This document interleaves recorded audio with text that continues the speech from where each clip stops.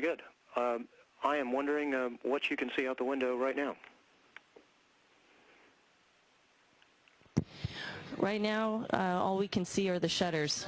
We are coming up upon a progress docking and are required to close all the shutters. So unfortunately, we haven't been able to look out the window today. Oh, I see. And is this Tracy I'm speaking to? Yes, it is. I know that you have ties at Cal State Fullerton and UCI. Any messages for your friends in Orange County? Oh, just that you look really great from up here. And I wonder if you could describe your role in the day-to-day operations on the space station and tell us how the food is.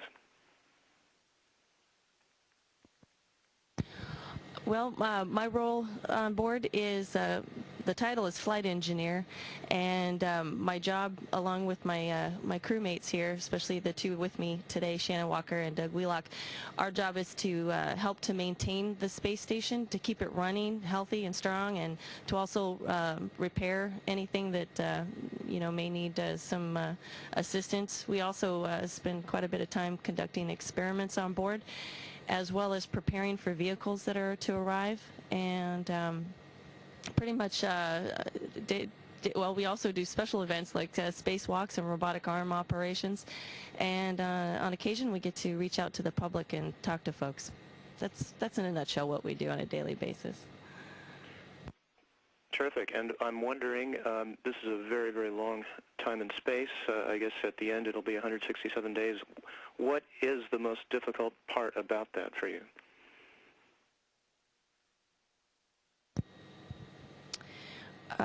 Wow, the most difficult part is keeping track of your clothes and knowing so you don't get to the end of it with nothing to wear. But seriously, I think most would agree that the time away from our homes and our families is probably the most challenging part about it. The work up here is definitely rewarding as it is rigorous. There's a lot to be done. Even though we've got 6 people on board, the station is much larger than it was before when we had 3 people on board, and there's just a lot to do. A lot of maintenance, a lot of upkeep, and a lot of science to be performed. Interesting. And I'm wondering, I saw that you and Doug Wheelock were scheduled for a spacewalk. I'm curious if the two of you are excited and or apprehensive about that.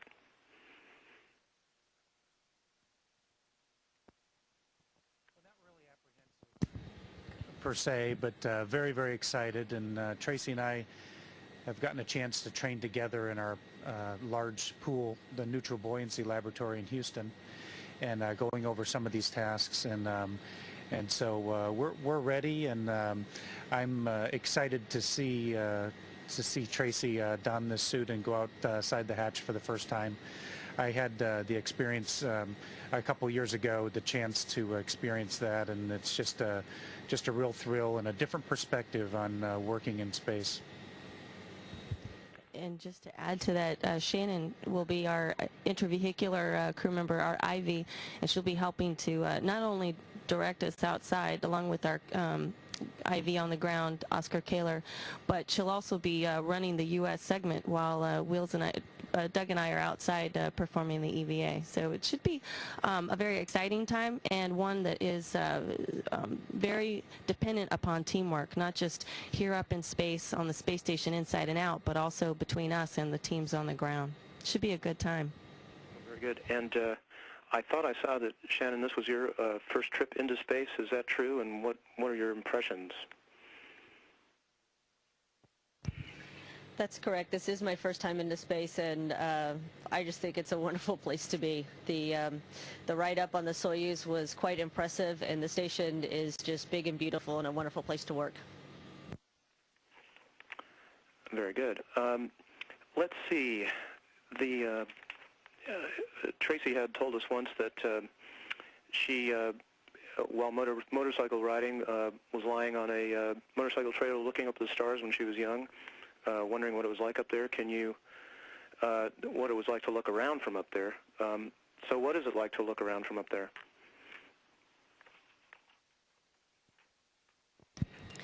Oh, well, I'll try to say this without crying. I get kind of emotional when I'm up here looking. I have time to look out our cupola window. Um, it's more three-dimensional, of course, than it was back when I was a young girl out in the desert, just laying on the motorcycle trailer.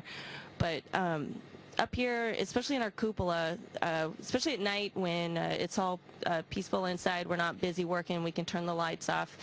I like to nestle inside of the cupola with my belly toward the bottom window, and just kind of look out where the Earth is below me, and then up at the stars. And it's such an amazing view of the stars. What you can see there, they do look three-dimensional. I mean, you can actually feel that stars are relatively closer to us on Earth than they are than those that are further away. It's a sensation that I never felt in the desert. It was always just this overwhelming abundance of stars and bright lights. But once you're up here and you're somewhat among them, you do truly feel that depth that I think characterizes our universe. It's pretty moving. Sounds incredible. And I wonder, Tracy, and also Doug and Shannon, are you involved in any of the experiments going on the station, and what do you think about those?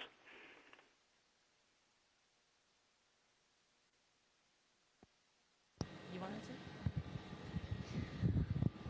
All three of us are involved in the experiments, and we have such a wide range of experiments going on. It's hard to capture everything we're doing. Just one example, this week I was a test subject for a cardiovascular experiment, and earlier this week Doug was taking echocardiograms of my heart that we sent down to the ground, and I've taken echoes of my blood vessels, and all of this is geared to understanding how the body changes when we're in space, and trying to understand the mechanisms of the change so we can better help people on the ground. Terrific. And our readers had a couple of interesting questions. One was any advice for aspiring astronauts?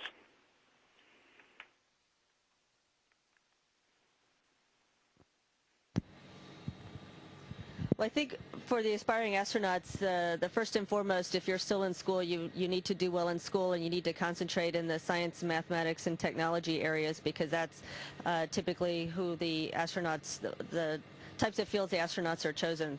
After that, once you're out of school, go into a field that you enjoy, because if you enjoy your work, then you'll do well at it, and when you do well at it, people will notice, and you'll be in a better position to apply for the astronaut corps. Terrific. Another one wanted to know... To add to what Shannon said, no, just going to say that how important what Shannon just said about the field that any child pursues later on in life should be one that is truly rewarding for them personally. We can't stress enough, the three of us here on orbit and on behalf of the crew at home in the astronaut corps, that the most important part is that you enjoy truly what you do. Terrific. And do you have any impressions of the oil spill? Are you able to see that from the space station? You know, unfortunately, we don't get to observe the oil spill as often as we would like to, just so we can see that perspective. Our orbital track takes us over there not as often as we'd like, and when we do go over it, we're often in the middle of a activity such that we can't get to the window in time to look at it. But many of our crewmates have. The crew that just went home observed and took quite a few pictures during the early stages, I think in the first month of the spill, and have described it as being heartbreaking. Also, our crewmates back in the Russian segment, they have windows that are more available to them on a regular basis, and they've taken some pictures, and it is we've seen the pictures of them, and it is best description of heartbreaking to see the widespread devastation of this spill. Well, thank you very much. It was wonderful to chat with you. Thank you very much for your time as well. Station, this is Houston ACR. That concludes the Orange County Register portion of the event. Please stand by for a voice check from Al Jazeera Television. Station, this is Al Jazeera Television.